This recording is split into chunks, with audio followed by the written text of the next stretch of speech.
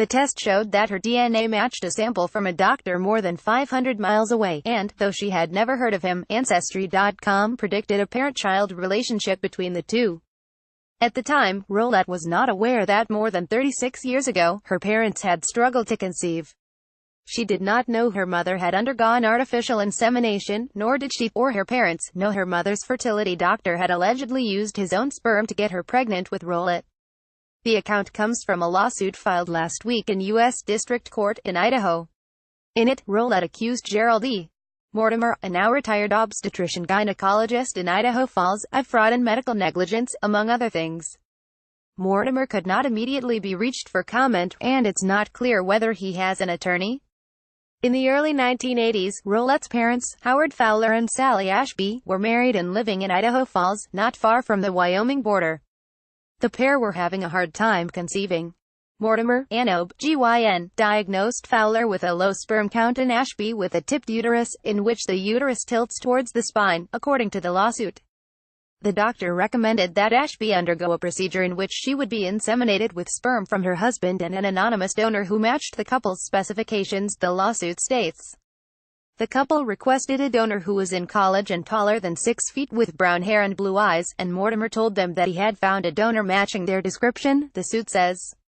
But the lawsuit claims that when Mortimer performed the procedure in summer 1980, he used his own sperm.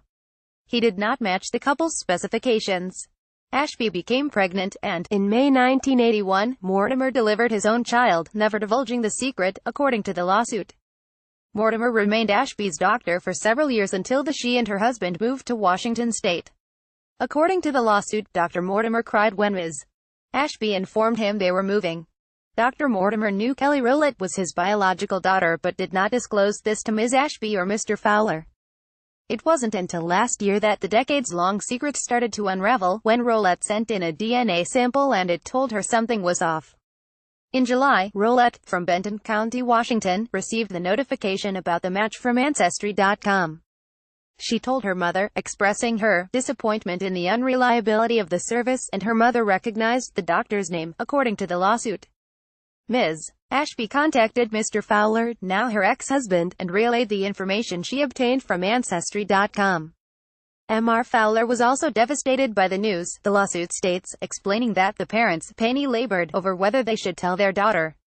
But several months later, Rowlette discovered the shocking truth on her own. In August, Rowlette was helping to sort through her parents' old papers when she ran across her birth certificate. It had been signed by the doctor who delivered her, Gerald Mortimer, according to the lawsuit. The lawsuit states that Rowlette was horrified and contacted her parents in a panic to relay what she had found. Following news of the lawsuit, a spokeswoman for Ancestry.com said in a statement Tuesday that DNA testing helps people make new and powerful discoveries about their family history and identity. It read, "We are committed to delivering the most accurate results, however with this, people may learn of unexpected connections." With Ancestry, customers maintain ownership and control over their DNA data. Anyone who takes a test can change their DNA matching settings at any time, meaning that if they opt out, their profile and relationship will not be visible to other customers. Since the situation came to light, Rowlette and her parents have been suffering immeasurably, the lawsuit states. The family is suing Mortimer, his wife and obstetrics and gynecology associates of Idaho Falls for medical negligence, fraud, battery, negligent infliction of emotional distress and breach of contract. The family's attorney could not immediately be reached for comment Tuesday afternoon by the Washington Post. This article original appeared on the Washington Post. More, a simple DNA test made people think very differently about immigrants. More, scientists studied two twins after one spent a year in space while the other was on Earth, and this is what they found.